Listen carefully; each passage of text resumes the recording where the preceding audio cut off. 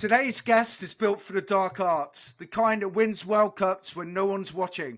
Ben Franks, All Black 1084, double Rugby World Cup winner and one half of the toughest brotherhoods in sport. Alongside his brother Owen, he anchored the All Blacks front row through an era of dominance few teams will ever repeat. From Crusaders to Hurricanes, London Irish to Northampton, and now coaching in Japan, his story isn't about noise, it's about craft, standards, and doing the hard things well for a very long time. Now he's shaping the next generation with some discipline and humility that made him elite as an All Black. Lessons any high performance business can steal from. Ben Franks, welcome to the business end. G'day, how you doing? Thanks for having us on. Welcome, Ben. So we like to kick off with the DNA question. What do you think was in your DNA that made you thrive in the toughest position in rugby and go on to win 2 back-to-back World Cups? Oh, that's a tough question right off the bat, isn't it? Just get straight in with a hard one, Ben. It is a tough one. Look, I grew up in a small country town, played a lot of sports growing up. But in terms of what was the DNA that set me up for, for the professional career I had, I think it's just something inside me. I don't know. I've just always been competitive, like a lot of kids in New Zealand. Rugby is king, so played rugby. And just followed that through.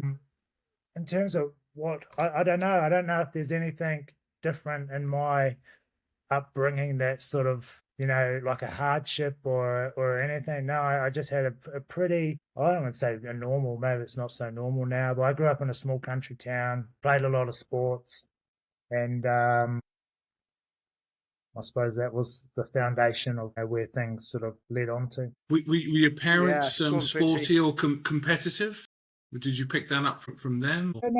No. So my dad's a commercial fisherman at the time, and my mum, growing up, worked in a pack house packing apples. So there wasn't really a sporting element there. In terms of DNA, it's an interesting one now because I coach now, and there is certain aspects, particularly in rugby, but probably in all sports, like you've got to have some sort of athletic gift, I guess, to get you to a certain, let's just use that 1% they always chuck out. So whatever my DNA was, I was given from my parents. I've always been athletic, so that helped. I've always been competitive, and I think definitely having a brother who was similar again, competitiveness. And when we're playing backyard rugby, it's probably a little bit different to when other kids are playing backyard rugby. There's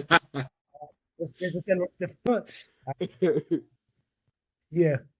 You must have had some epic live scrimmaging sessions in your back garden when you were younger.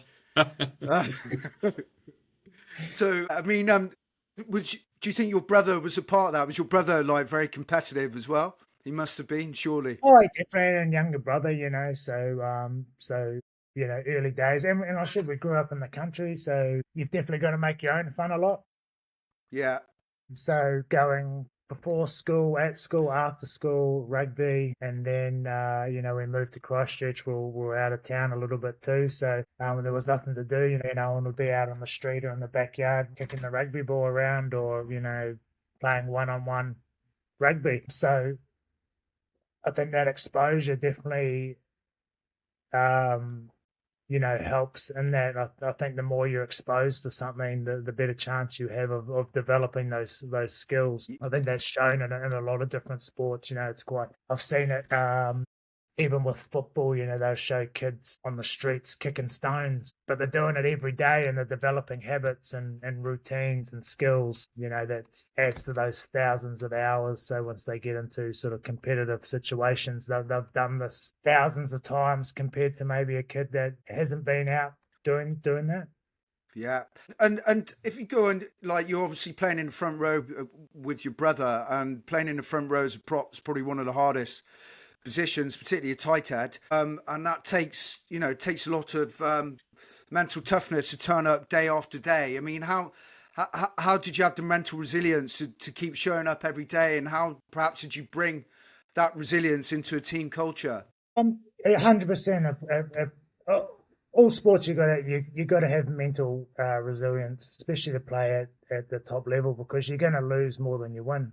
Even with the most successful career, it's just the way it is, you know.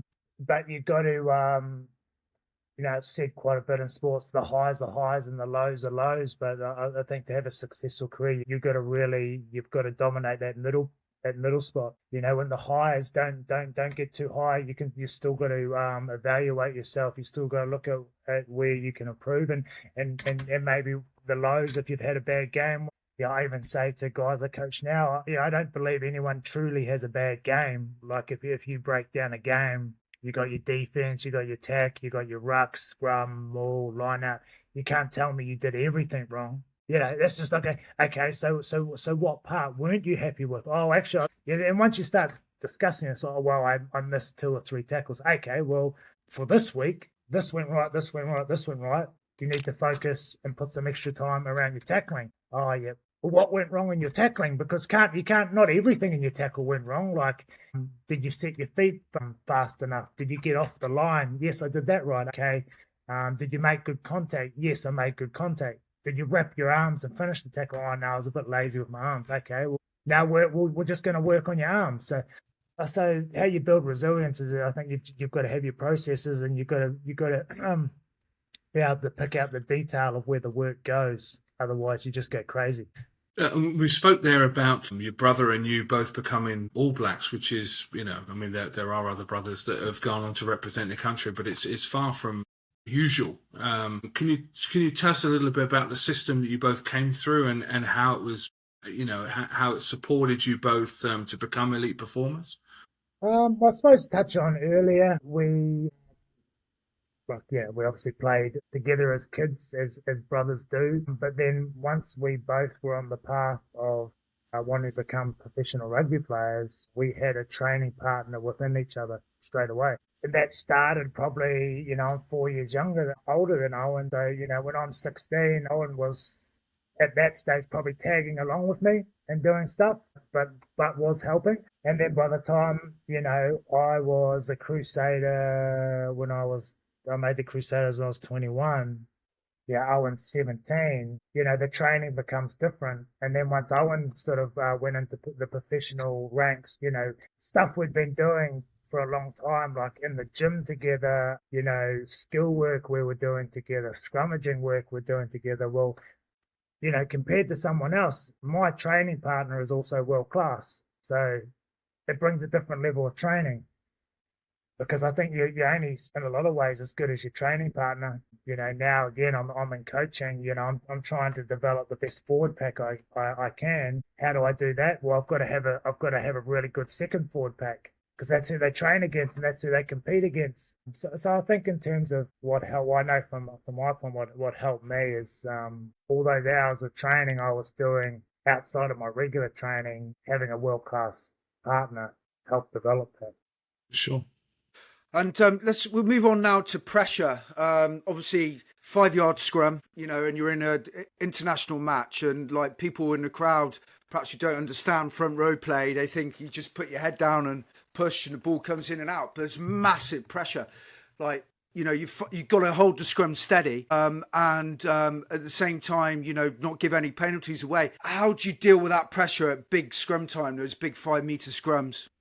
You just got to expose yourself to the pressure, so you become comfortable with it. And it's not a comfort as you're going to get there, and your heart rate's not going to be up through the roof. But the more you're exposed to something, the more you'll have the confidence to perform in that situation. So, and also again, going back to be successful, you've got to be prepared to fail. I think, you know, too much of with sports, so it's win, win, win, win. Yeah, no doubt we all want to win. But in that process, if you really want to get to the top, or you really want to do something special that only a few people have, or a small percentage have done, well, then there's a large percentage of people who have failed. So I remember Mike Cron saying might have been a group of us front rowers, you know, at tight head, if you can have 8 good scrums out of 10, you're going to be world class. And that's true, because any prop, particularly a prop, you're not going to win every scrum. The only props that win every scrum are retired props. That's very true. They're the What? ones that win every scrum. They've never lost a scrum. But if you're out there every day, you're going to have a day. You're going to have a day, and it might not be if you've done anything wrong. You just have those days. And that's something, when I'm looking at players, I don't necessarily look for everything they do right, particularly at prop. I'll look for stuff they do wrong. Like, so I actually want to see. I want to see a scrum where they get beat or they get pushed back, and then I want to see how they react the next scrum. Are they going to come out and fight? They're going to show aggression for the next scrum, or it might not be the next scrum, or I'll be interested to see what they do the next game. Okay, have they gone away and reflected and then come back? And then I think that shows you the true character of someone around building resilience, because you are going to get knocked down. It's just going to happen. It's just whether, does that break you or does that make you better? It's a brilliant lesson there for business. You talk about like how you deal with pressure. You need to expose yourself daily to pressure so it becomes second nature. And that's very true for business people as well. Yeah, and something like, and this might be something people might do in the business world, but I see it a lot in coaching. Definitely young coaches, like I did this myself. So you'll set up a training activity or drill and you try to make it perfect because you don't want anything to go wrong. You want to set up the perfect drill so at the end of the session you can go, I've just completed a perfect drill. But then has that exposed your players? Or, if you're doing a training activity in the business world and you're trying to expose them to the pressure of, I don't know, delivering a PowerPoint or standing up in front of a group, you can come up with a nice activity, but does that activity represent what you're trying to make better? Yeah, And and does it expose them to stress? yeah, there was a famous saying by Mark Zuckerberg. I think it was Mark Zuckerberg, who said, "Less is better than perfect." Your 80% is better than your 100. Trying to get perfection, because if you're always seeking perfection, often you don't do things. Um, you know, Everything I've found less is always better. yeah, Particularly in sport, because again, when you're adding stress, if you're in a stressed state, do you really want to be thinking about 20 different things? So you want to be thinking about the thing you need to execute. Okay, yeah, I need to execute this pass. Okay, well, how simple can I break down a pass? Well, if you find stress in delivering a PowerPoint or standing up in front of a group, well, how can you simplify that into a way where you're not getting stressed, so you can deliver what you need to deliver? Because I think too many times we're so caught up in trying to prove that we're the smartest person in the room. yeah. Usually the smartest person is the most confident because he's confident in what he's delivering, he's confident in what he knows, and people who are confident always find the simplest way to explain or demonstrate something. You raised a really interesting point there, and we're all old props on this call, but it's Well, very much Benetton part old, of. just me and you, Fitzy. Well, we're all retired. We'll leave it at that. It's very much part of in my opinion, the learning journey of a prop that you do take at hide-ins. And you mentioned there, about bad scrums, and you've got those battles within battles, games within games. It's a very macho position. Did you have any mental cues to reset after you'd had a bad scrum? Obviously you worked on on your technique and as a unit and your individual game, but it can be a struggle when you've had a bad moment there. How do you get yourself back into the game? How do you prepare for that next scrum? Do you have any tips? Yeah, look, I'm big on process. I'm really big on it because when I was playing, it's different now, is that, you could only have one prop on the bench. So there was always someone who'd cover both. So I played both sides. So for me, well, I want to be world class at both. And how can I be the most consistent? Well, I need to break this down. So how can I make each position similar?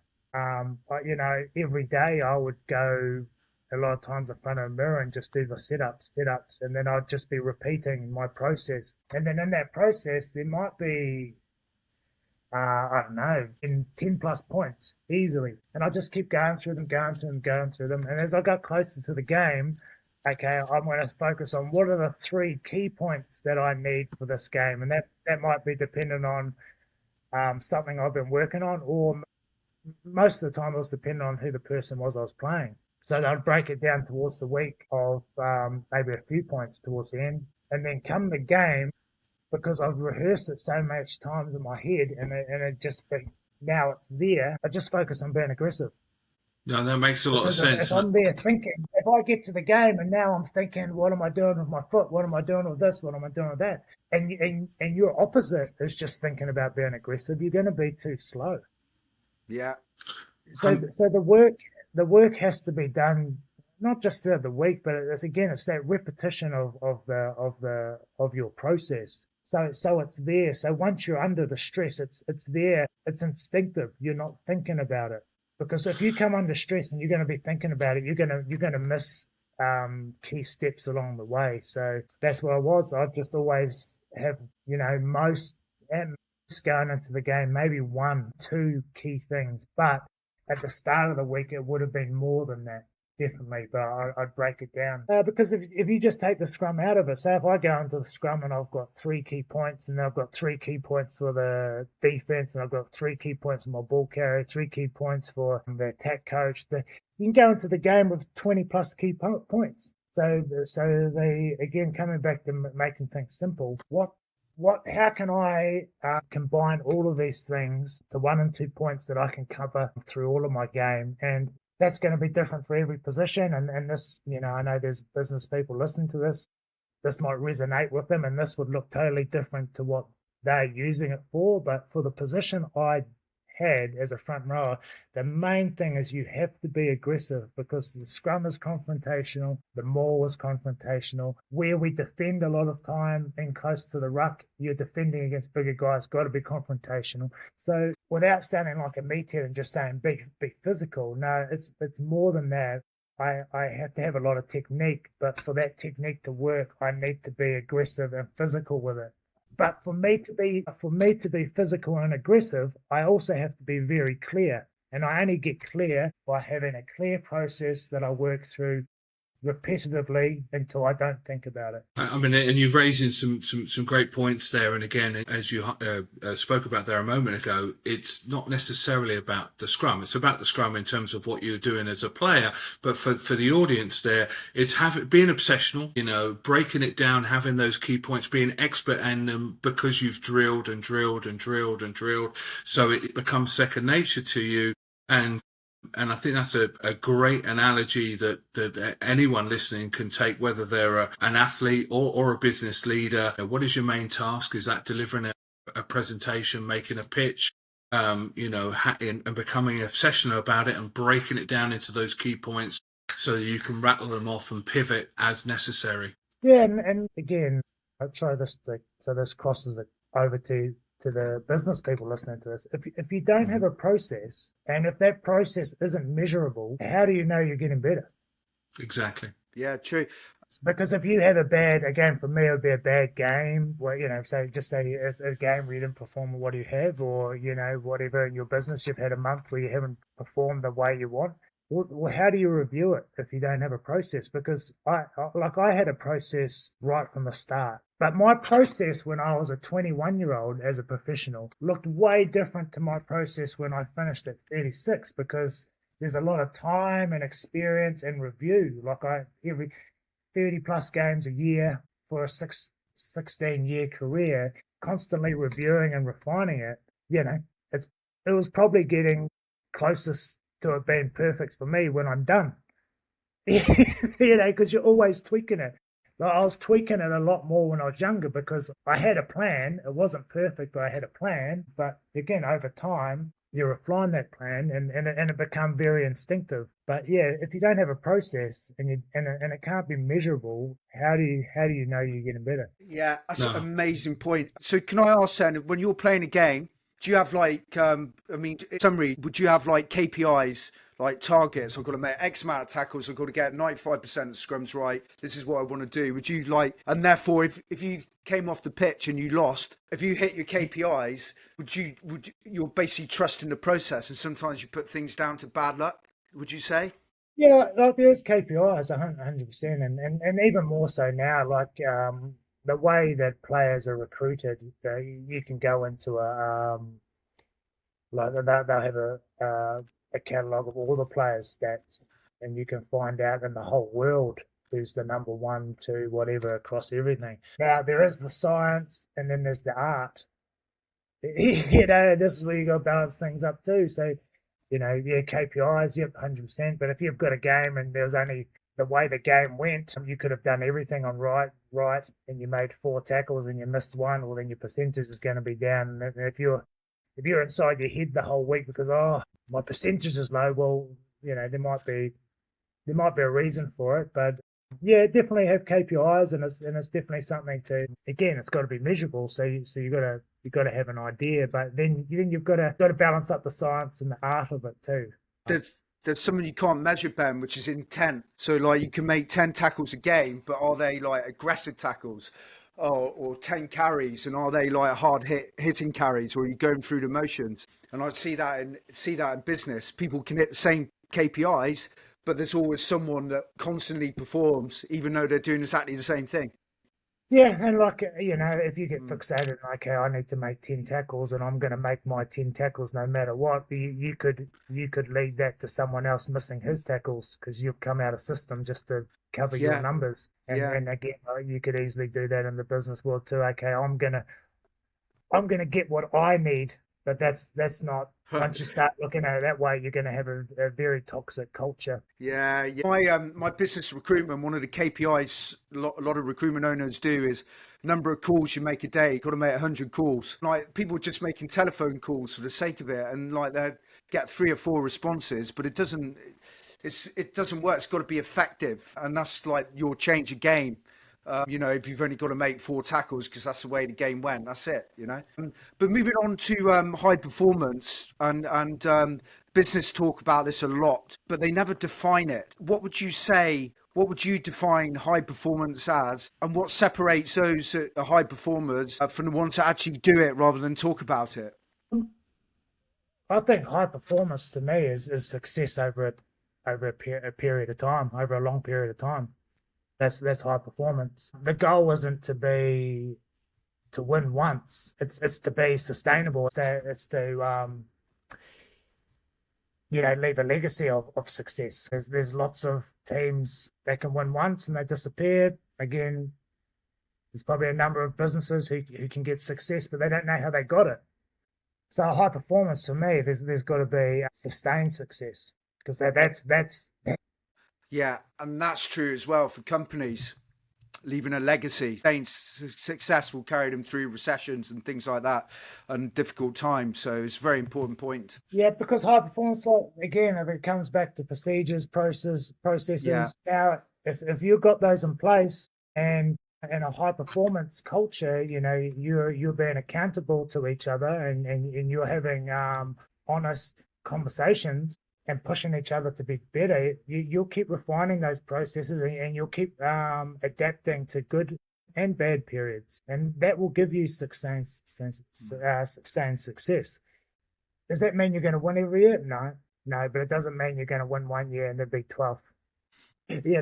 Because you'll be able to go back to something again. Is it measurable? What was the process? Yep. Okay, this is the part of the process we got. We didn't quite get this one thing out of our 10 steps right. We've got to put the work in here, and then the performance will right itself, or then something else in the process will probably come where that needs time and effort put in. And you've kind of hit the nail on the head there, and you've lived that sustainability. You're one of the few players that have won back-to-back World Cups, 2011, 2015. What made those 2 All Black teams different, and how did that group sustain excellence to back those World Cup wins up? There's a few things, and look, you'll probably get a different answer, I think, from every person you talk from that who was in that group over that probably 8-year period. But I've talked to Owen about it a few times, and I think one, selection. I think the coaches did a good group. They got a good group. Like if you look at some of the players within that group, the amount of guys are probably generational players. That doesn't just come around every time. That doesn't happen that often. So I think that group, the selection, and I think competition. You just can't beat competition, because like I said, there was a large group. There's probably 2 teams within that one team that went and been successful.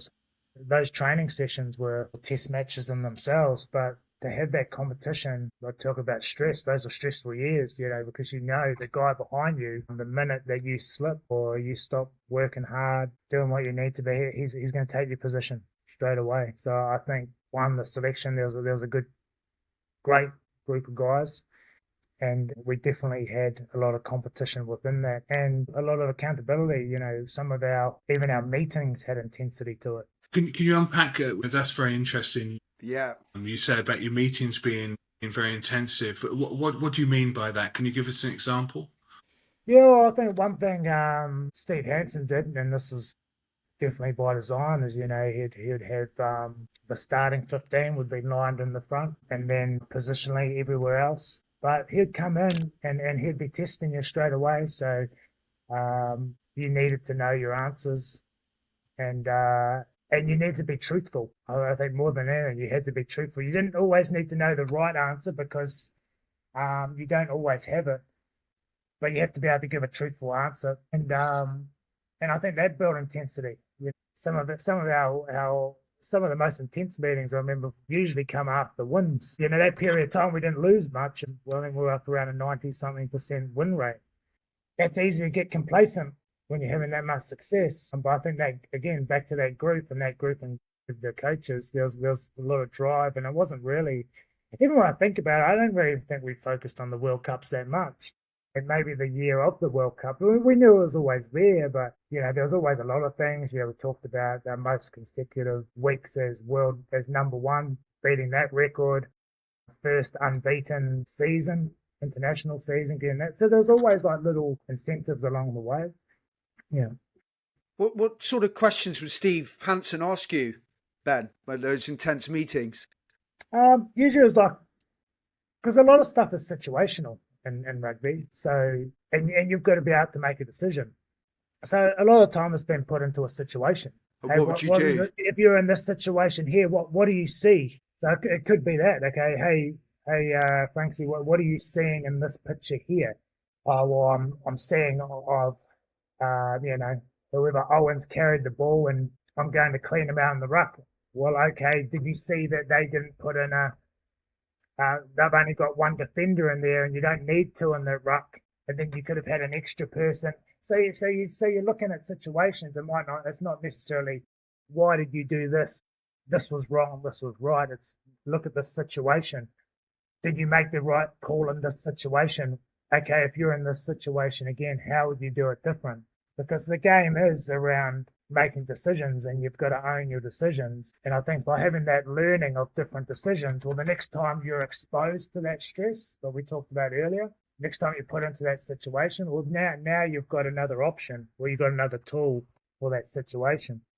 Yeah, it's fascinating. So you've highlighted there the sort of coach accountability to the players. What was the player-to-player, peer-to-peer accountability? What did that look like in the group? And I should imagine there was, a lot of high standards, but what did it look like to you? I think it just looked like guys doing their job. As simplistic as that sounds, but I think a lot of people look at leadership as it's going to be this big speech all the time. But maybe movies are probably left to that. But I think if you get good leadership, and it always doesn't need to be someone who's a leader. Like I said, it's sometimes the first follower is the best leader. The first guy to follow, or to actually complete that task is the best leader. So I think within that group there was a lot of guys who are leaders who weren't given a leadership role, but they kept accountability high. They kept training standards high. So yeah, around the leadership within that group, I can't pick out lots of times why he said this thing or he did that. I just think again we had a good group and a good, because the competition was so high, there wasn't really a lot of need for constant leadership. Now every team's different. Like say the team I'm with now, we spend a lot of time on trying to develop leadership because there's not that same. It's not the same group. So guys do need leadership because they don't, because of maybe their training age or experience. They don't have the same experience as an All Black team that had a lot of 100 test cap players who had won Rugby World Cups.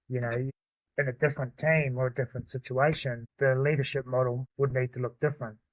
It's really fascinating hearing that. I've got to say. So, if you're like, I suppose the leader builds a culture in the first place for you guys, elite performers, to get on with the job and they stand back. But being an All Black, would you say that like culture is already built just with the history and the tradition of wearing the shirt, which make Yeah, definitely. I think that comes back to that sustained success. That's the ultimate for any team because once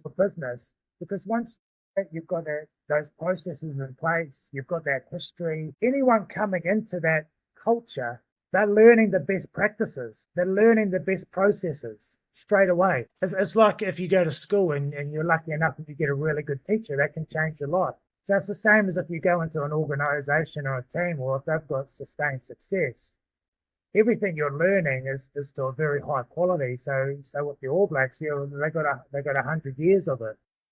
yeah, So yeah, there is an expectation and a standard that you need to uphold, because the standard that's been upheld by everyone that come before you was of being successful, being a world champion, being number one in the world. There's a level of play that's expected when you watch an All Black team, and that comes from the number of years that team's been built.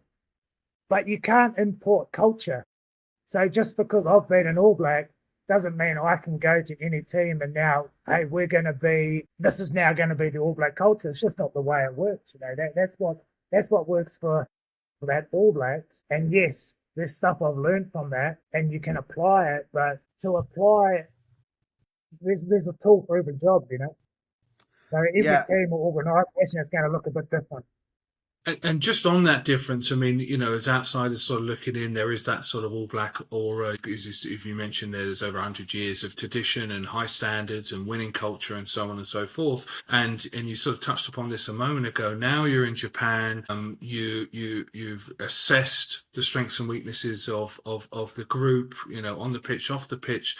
How are you approaching that that change, that bringing that, evolving that culture on the pitch, off the pitch? What are you bringing from what you've learned as an All Black and as a professional player all around the world to this new group? I think you just start the process again. So, but we talked about the All Blacks here, and they've got a long history, and everyone that comes into that group, coach, player, you play a very small part. You might be there for whatever. Some are there for a month, some are there for 10 years. But if I take Mitsubishi, the club I'm at now, we're talking earlier on, they've come from a second division. They've come from a second division where they've spent most of their time. So everything's quite new. So once you go up to a first division, this is somewhere that they've never been before. So when you're trying to build in the processes and systems for this group, there's a lot of sort of 2 steps forward, 1 step back, because it's all new. No one in the All Blacks is going there and having a winning season, and that's their first winning season. That's just that's expected. So that's not new. That's not new territory for them. Now they're still going to work really hard and to keep those high standards. That has a different sort of pressure to it. And maybe some of the learnings that I had as a player with the All Blacks, who knows, there might be another time when I'm involved with another team, and that some of those learnings will be more applicable to. But in terms of what Mitsubishi we're coming to now, it's different, and I'm not talking down to what they are, but you're trying to build up these processes, and then the processes have got to change every time you find new success. So again, like I said, you can't import a culture. You've got to be there, and you've got to see what are the needs of this group. What are the shared attitudes, values, behaviours, standards that we need to build? So again, to go All Blacks, they've already got it. They've had 100 years to develop it. They probably didn't have that 90 or 80 years ago. They definitely have it now. Now, if you're starting with a new organisation, business or team, it depends where they are in that timeline. Now, if they're young in that, you just don't build,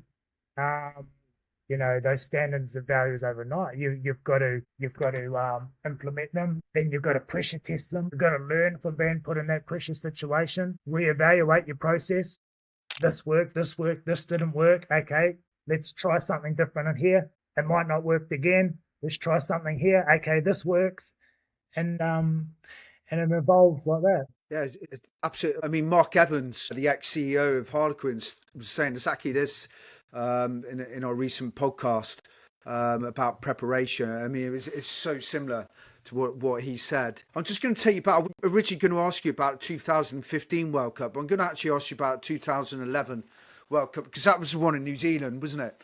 And so the pressure, it must be. I mean, huge pressure, expectations on the All Blacks. I mean, I can remember the final, but was there a moment where, there was absolute pandemonium and chaos, but your team's culture held firm under the chaos?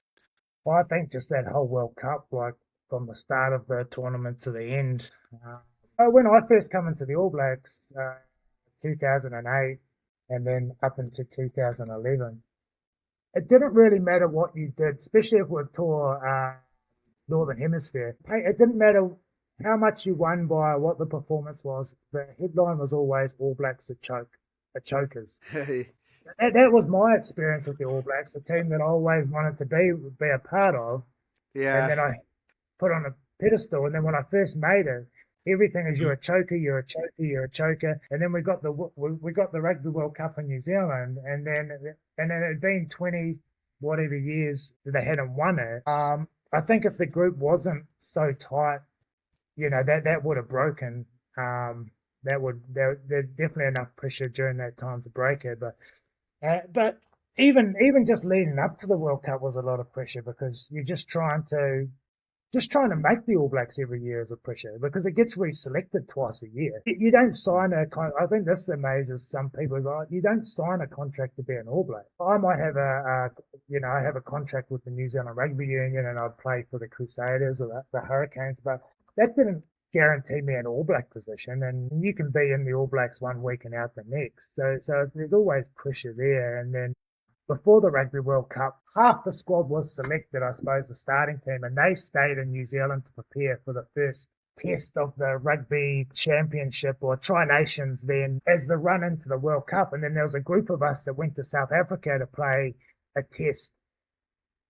We played a test in Port Elizabeth, lost, and then it was after the game, it was okay, if you get a phone call the next day, you either go to this room or you go to that room, and then some of you are on a bus. Yeah. You're on a bus to New Zealand, and you haven't made the Rugby World Cup team, and the rest of you is on a bus to Australia, to the airport to fly to Australia to meet up with the rest of the squad, and then you've made the Rugby World Cup. So just making the Rugby World Cup team with the level of competition and depth that they had in positions then, that was stressful. So the Rugby World Cup goes for 6-7 weeks, but there's 4 years build up. It was almost 4 years build up into it for me, 3 years. And then that 3 months, probably getting to the World Cup. And then you get a different response from all different players. After we won it, I was just done. After we won it, I just wanted to go home. I was done. I just wanted to get away from rugby, and I was happy we'd done it, but I was done. The pressure.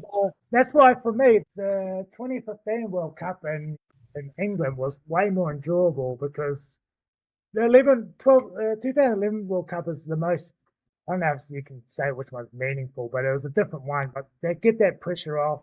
And I think you could see from that whole group the pressure was off because our performances from 2011 to 2015 were almost unbeaten for 4 years. And then the Rugby World Cup, I felt were fairly dominant that whole tournament. You just see that group, which pretty much stayed together, sort of went up another level. But with the 2015 World Cup, because I knew that was going to be my last time with the All Blacks, I took everything in more, as in I can't even remember a lot of the stuff around the 2011 World Cup.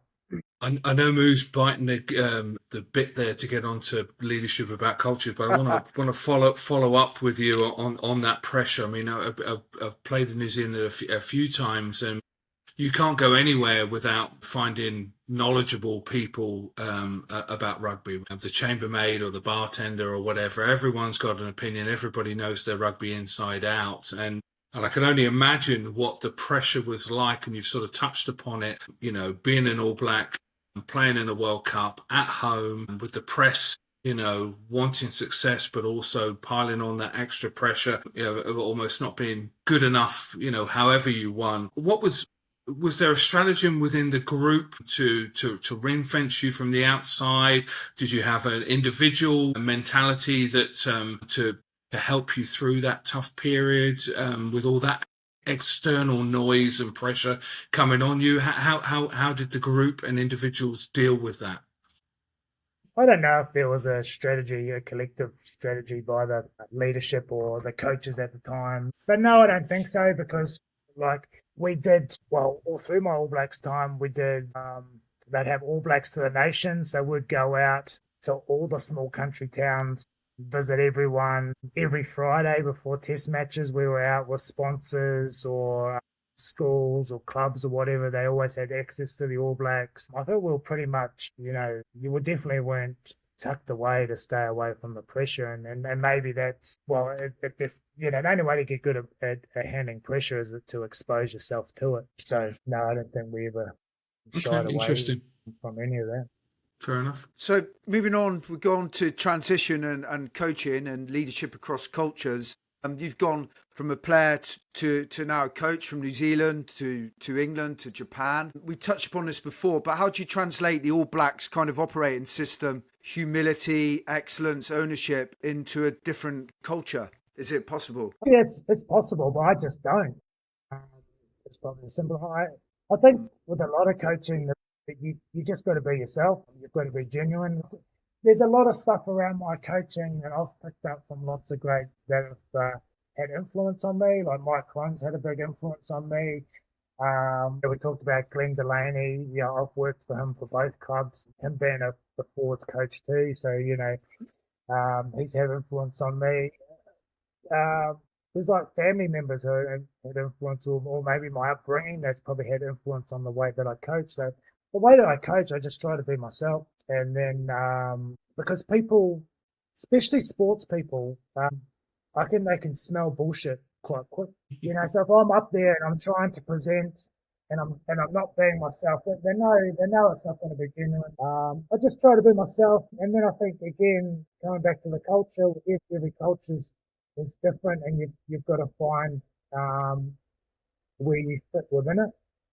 Because, if I go in there and go, well, I'm from New Zealand and I was an All Black and this is the way we're going to do it. My first coaching job was in Wales. I wouldn't have lasted 2 minutes, because as much as the Welsh respect New Zealand rugby, they've got their own pride in their rugby too. And very much in the Japanese, they've got their way of doing things. You're just going to be swimming against the current the whole time if you try to change a culture that's already embedded.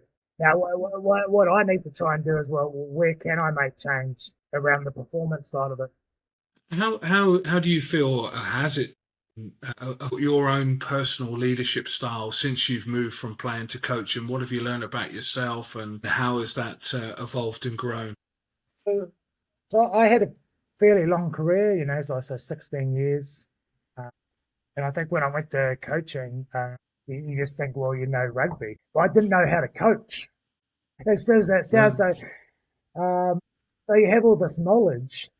Well, now I've got to get it out. Now I've got to teach it. And like I talked about earlier, I spent a lot of my career, how do I make this instinctive? There's a lot of things that I've done towards the end that I just made instinctive and I've not thought about for a long time. Now that I'm coaching, okay, now I need to go back to the process. So what is the process? I need to break this all down. Okay, the guy I'm coaching now, and I use the word coaching but lightly for what I do, because if I went down and coached my son's rugby, that's coaching. Because if you're teaching a 5-6-year-old to pass, they don't know how to pass at all. We're selecting the top whatever percentage, and now what we're coaching is we're trying to refine it so they can they can do it under pressure. But yeah, so going from a player to a coach, well, no, I need to learn the art of coaching or teaching.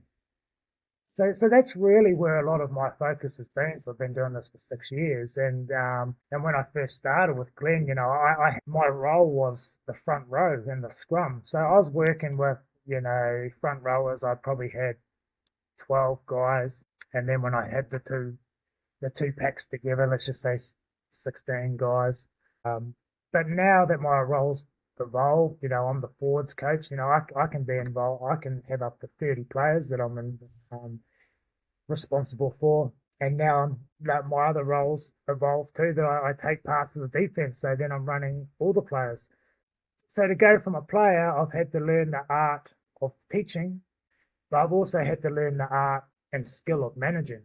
Because what my job really is that, yes, there's coaching. The coaching's really a small part of it. I spend a lot more time managing it, getting the right players, putting them in the right situations, organising the training sessions, getting two competitive packs.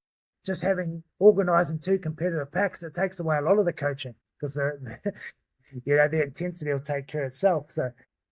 So that's where my focus has been, and that's why it's interesting now and hearing, from other aspects that aren't sport, around business, they're working with people. And that's what I do. I work with people, and I'm just trying to get the best out of the group of people I have. And that's a very interesting point there. Sorry, Moo, in terms of getting the best out of the person individually. So would you, within that, would you look to get to know the individual as a person as much as you can, to understand best how you can draw their best effort out of them? Yeah, definitely. Yep. The more you got to build a connection. I don't have to build a friendship. And that's an important one. And I know that's again, this is just what I believe. This doesn't have to be believed. Because I know the industry, you have to perform. And I'm not trying to be an arsehole about it. And I say this to my players, and I don't do it in a way that because I want to scare them. I want them to know what the industry is. It's a performance industry. So I do drive that a lot because I want them to make the best choices, and I want them to make the most of the opportunity that they've got because it's a very small window. So I don't want to go down to the mate route of, hey, and I like a lot of them, like you just naturally do. Mm-hmm. But I want them to understand that. But yes, I need to understand how they tick, the best way that they learn. And culturally, that's different too. What I heard a lot in the UK is, well, just tell it to me up front. They usually just want it quite blunt. Mm-hmm. Yeah. And that's what they want. They just want to be told, just tell me. And they're quite comfortable to have a frank conversation. Now, if you're working with Pacific Island players, that's just not gonna. They're just gonna turn their eyes down and they're just gonna shut off. And that's got nothing to do with that. They're the toughest players that I've come across, but that's just culturally that's just not going to work. And in Japanese, different again. One thing I'm used to in my culture, if we're having a meeting and if I ask you a question, usually you respond straight away. Not so much in Japan. There's a window, sometimes up to 10 seconds of silence. And then a lot of time they're expecting an invitation. So if I don't follow that up with their name, they're not going to give me the response. So you do need to know them. But I don't need a lot from my players. All I say to them really is, I just need you to give me effort.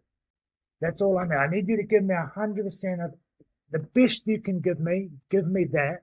And then we can grow from that, because it's hard to assess or evaluate something if there's not 100% effort behind it. Because how do I know if this needs to improve or not if you just haven't really pushed yourself to give it? And that sounds quite an easy thing to say. I just give effort. Yeah, but people don't like to be embarrassed. No one likes to fail. So you're asking the guy, and he might be working again, say on his tackle technique. Okay, I need you to get off the line a bit quicker so you can get your foot in place and drive through, blah blah blah blah blah. But he can't get off the line. So is it a technical thing or an effort thing? So as long as you give me the effort, then I know where I can help you with the skill. And as long as you get the effort, that skill will get better. Now, is that going to be better? Now, do they get good enough that they become a starter? No, not always, because there can only ever be so many starters. That's just the industry. Not everyone goes on to be the starter, to be an international, to be a thing. But you can still look yourself in the old mirror at the end of the day and, hey, I gave everything, and this is just what my level was. So I suppose this is a bit long-winded, but yes, you need to get to know them. I think it's a fine line how you get to know them, and then all I need from anyone is just to give me the effort, and then we can go from there. There's about three. There's so much golden information in there, but 3 bits are picked out. But first thing, how do you get through to the Pacific Islanders? Easy. Yeah. Easy. Well, because in New Zealand, like, we're a very multicultural country, so I grew up around many Pacific Islanders, and I'm not saying this in a way that they've got to be babied, or it's not. It's just a different way of going. Like I said, if I tried to talk around a way when I was in Europe, no, they just want it straight. Okay, easy. We'll just have it straight. I do need to build up a bit more of a relationship with the Pacific Islanders, and then once there's that trust in there, good as gold. They're open for that conversation. It just won't be I just can't, our first conversation be straight to it. Is my experience with it. And then it's different again with the Japanese, and it's different with everyone. Every person's a bit different. So I think that's the skill in the coaching or the managing is knowing. Yeah, it's gold. So basically, you've got to know your player. You can't be directive towards people unless you've earned their respect and trust first, whatever way. Too many business leaders are directive without telling people what to do, without getting the buy-in first. The second thing I think that I found quite fascinating was like listening to you as an elite performer, probably a very technical, and then trying to, like, as a coach, trying to unpack everything that you've learned into like, and putting it down into a process must be really hard to do, because you just do it naturally. And I found that fascinating. And I find that trying to, being an owner of a business, trying to like unpack my knowledge and pass that on, I find it really hard to put it into a process at times. Yeah, I think what I'm like, and I still think I'm early days in coaching, like 6 years. And, like I said, when I first started, the only tool I had in my toolbox was like a hammer. You know what I mean? And then over years and through experiences, you gain tools, and you use different tools for different jobs. So it's just pulling out what's needed for that job or working with that person. Yeah. And then when it comes to the detail of the knowledge, like, you can mess a lot of people up with trying to give too much knowledge. Like, are you trying to give knowledge just to show how knowledgeable you are, or are you giving? Is the real art in finding that one bit of knowledge you have that can change, that can help them right now. And that's what I feel is like, again, if I go back to the scrum, okay, can I use my knowledge of everything I know to find the one thing he can improve now that will help him? And then once he's got that one thing, that maybe in next game, or maybe 3 games or 3 months, give him the next thing. And then over time, back to that sustained success, he's developed a rock solid process. Keep the main thing, Dave Fitzy, would you say? And the last point I was going to say, coachable. Is you'd be the best coach in the world, but if your players or your staff aren't coachable, you have a lot of issues, basically. And that was a very important thing I picked up on. So, I mean, what would you say are the parallels between leading a forward pack and a company? What would you say the crossover is between sport and business for you? Well, I think it's the same. I said it's back to dealing with people. I'm dealing with people. You're dealing with people. I'm trying to develop a culture. You need to have a culture within your organization, whatever that looks like. So to have that, you've got to have, what are your shared values, behaviors, standards and that's what you're setting. I feel confident that I could go, like, whatever the business is, I won't understand like how they make whatever they're making or what they're selling. But if they tell me, hey, these are our values, these are our behaviors, these are our standards. I want you to help me develop and train this as a group. I know I can 100% do that Yeah. because No. you've already told me what they are, and that's the same thing as when I do with my group. And it's not me that comes up with them. You know, we have the conversation with our players and that. Hey, what do we want to be? This is not about you as a person. I'm not trying to develop the ultimate human being. I'm trying to what is our culture as a forward pack, or as you know, and what or as a team, you know, what are our values, behaviors, standards? Okay, well then let's live to these, and then that's what you've set the platform, and that's where you start from, and it always comes back to it. And conversely, what would you say when you're looking in at a business operation? What mistakes have you seen with business leaders that try and build high performance? I think if you come back to the leadership thing, leadership isn't about you; it's about the people you've got. So how do you empower people to lead? Because so for me as a coach, I will never step on the rugby field ever again. So when I'm developing my leaders within my group, a lot of the stuff I'm doing is, again, back to when I was talking about Steve Hansen, and I'm trying to put them in situations. I'm putting them in situations to lead. So in the game, which is in my world, that's the performance part, that they go and lead. So if you're talking about business and you're trying to develop leaderships within your business, you have to be able to step back and let them lead. That can be difficult. You're going to be micromanaging everyone, and they're going to do nothing. And also, leading also develops accountability. So someone can come and do a job, and they can just do the job with no passion for it or connection to it. Now, if you give them a leadership role and they feel that they're part of this, and they feel that they're wanted, and they feel that that what they say matters, you're going to get a different type of worker. It's the same as with me. I get a different kind of player.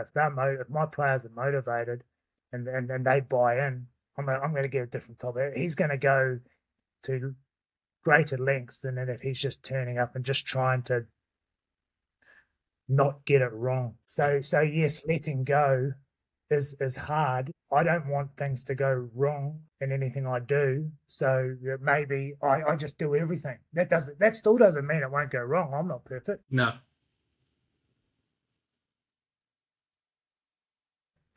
For them to be able to do what they need to do, they've got to be able to lead in high pressure situations. So for me to do that, I've got to detach from it a little bit and put them in those situations and allow them to do that. So again, from the outside looking in, when I've looked into the business world, well, talk about wanting to have leaders, but you can't just talk about it. You've got to let them lead. And part of it, that is, they will make mistakes. It's the only way you grow. Otherwise, you wouldn't be talking about leadership if you weren't getting things wrong anyway. That's gold, and you've really touched upon a point that you made earlier when we were talking about scrummaging. You've got to give people the room to fail so that they can learn the lesson and grow and therefore take ownership. So that's a great point, Ben. If you go back to what I said at the start, like, you've got to have your process. You've got to have your processes. You've got to have things that are measurable. You've got to have your values. You've got to have your behaviors. You've got to have your standards. Now, your leaders know that. They know that. So you're not just handing it. It's not like you're just handing it over. Hey, just do whatever you want. No, it's not that at all. You've set the standard. You've set what you need them to do. You've given them the task. Now you've got to trust them to be able to go to do that. And they can do that. And again, like we said earlier, they might not get it right, but maybe the 8 out of 10 things they did, there's a couple they can work on. Okay, well, then they'll get better at those. And that's how you develop. That's how you develop anything. It's even, before you walk, you sort of roll around and then you crawl and then so it's no different. It's all a process. You've just got to have the confidence to see it through. So quick question on that, Ben, like accountability. How many chances do you give players or individuals before you say, well, we have to move on here? Like, so the hardest thing about business, this is what business people will say to me. Yeah, okay, Liam's not making many sales. He's just not developing. But we can't just like say we're going to select someone else. I mean, when do you say enough's enough on a player and time to make a change? Well, I suppose if you just work back on that, and this is really true in sports, is probably half the battle. Get the selection right. So one, selection for me, if I get the selection wrong, well, it's going to be a headache. If you get the recruiting wrong for who you're hiring, it's going to be a headache. So let's just say we've got the selection right. You've hired the right person. Now, for me, it comes back to effort. Now, is Liam doing everything he needs to do to be a good salesperson? Yes, he's covering everything, right? He's doing everything. He's just not quite getting these one or two things right. Okay, we can work with him because he's got a great attitude. He's here working. He wants to learn. I think in time he's going to be a good salesperson. He's going to have a few chances. It's not endless amount of chances, but there's something there. Yeah. Now, Liam has a shit attitude. He's not coachable. This is going nowhere. Well, he's toxic within the group. I didn't know you knew Liam.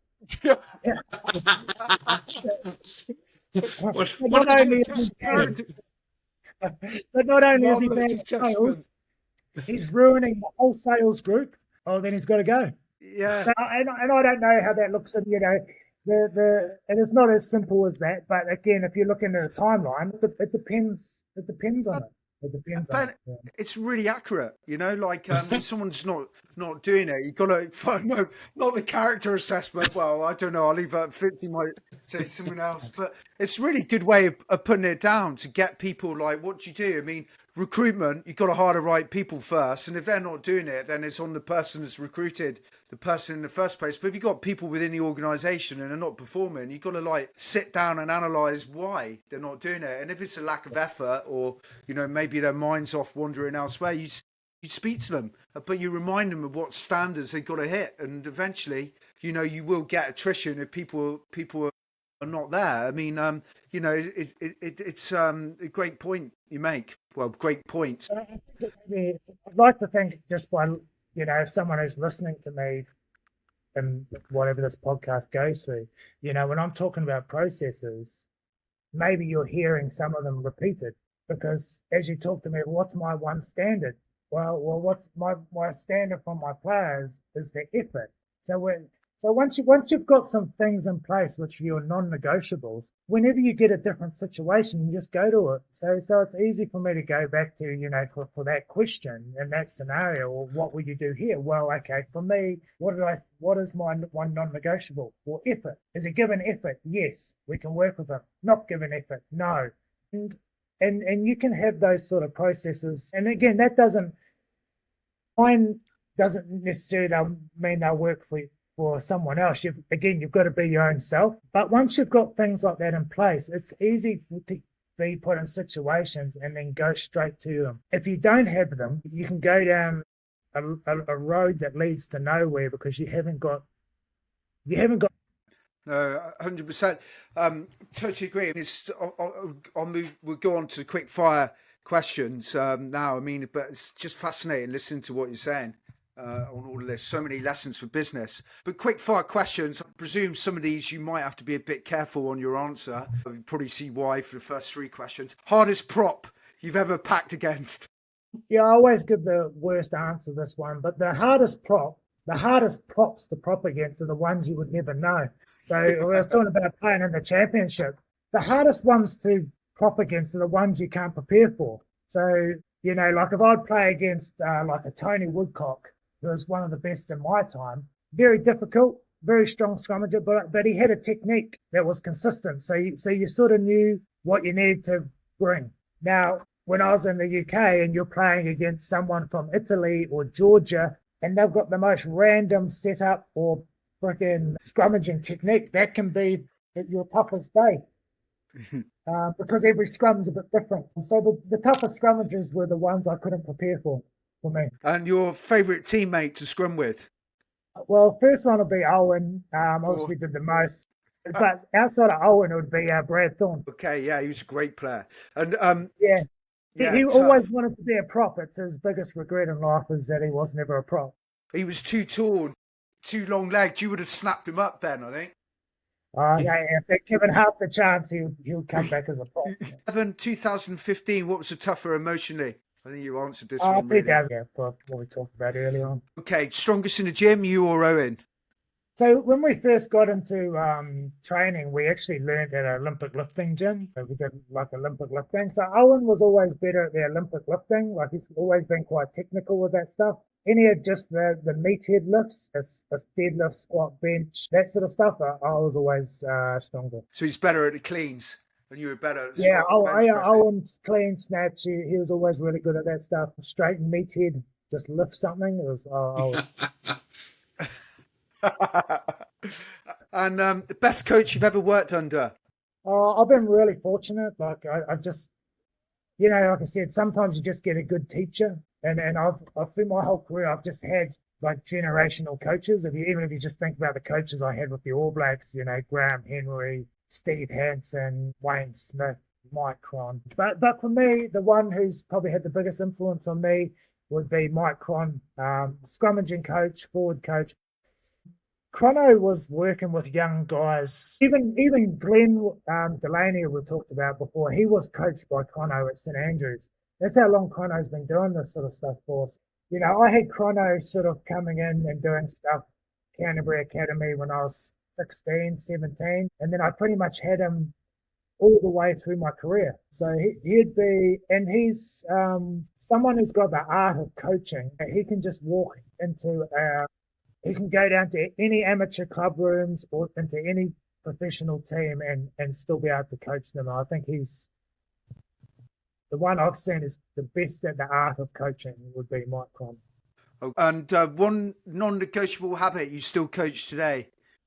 Just like I said before, it's just the effort. That's my everything. You give me effort, and then I'll give you everything I can. And what's next for Ben Franks?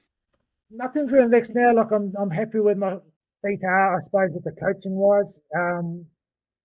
Sport's a funny thing. Like if you start looking anywhere else, it can bite you in the ass really quick. So right now I'm with Mitsubishi, and that's been a really good coaching challenge. So I'm enjoying that in Japan. But outside of that, like I'm just finishing up a degree in management, which has been really good for me because like you talk about the science and the art, like everything I've learned is from doing. So it's been actually quite refreshing for me to go down the academic path, because even though stuff isn't new to me, it's more I'll be learning about new theories and then I can actually see it in my coaching. So I've actually really enjoyed that. So that's been, I'll finish that up early next year. And then I suppose from the outside of that, the challenge I've always wanted to do is I'd like to do something outside of rugby at some stage. So I really enjoy working with people. So what I'm doing now is helping towards that. But working with people around the leadership and management, I would like to challenge myself at some point outside of sport around that. So, but for right now, I'm in Japan and I'm coaching hard, trying to get the best out of Mitsubishi. Yeah, it's fair to say you've got a natural ability from speaking with you with management and leadership, and also you're on LinkedIn now, and you're posting some pretty interesting blogs and touching on this with sport and business. So if you're not following Ben, follow him on LinkedIn. Yeah, please, just drop us a message on the LinkedIn, and I'm just doing it as a way of. It's always a hard one, trying to put yourself out there a bit. There's a lot of experts, but but you're two-time World Cup winner, All Black is pretty much right at the top of the tree. Well, I just enjoy learning, and I'm just saying all my ideas are right, or I'm just saying these have been my experiences, and you might learn from them, you might not. But Ben, thank you. You've shown the real leadership happens in the shadows, in the detail, the humility, and the habit no one sees. From 2 World Cups to building programs in Japan, your story proves that elite performance is a system, not a slogan. To everyone listening, if you lead people, teams, or businesses, this is your playbook: standards, selection, and self-awareness. Subscribe on YouTube, Spotify, or Apple. Grab the Monday playbook at the business end. We'll see you next time. Ben, thank you so much for joining us. It's been a great conversation. Really enjoyed it. Thank you. Cheers. No worries. Thanks again for having us. Thanks, Ben.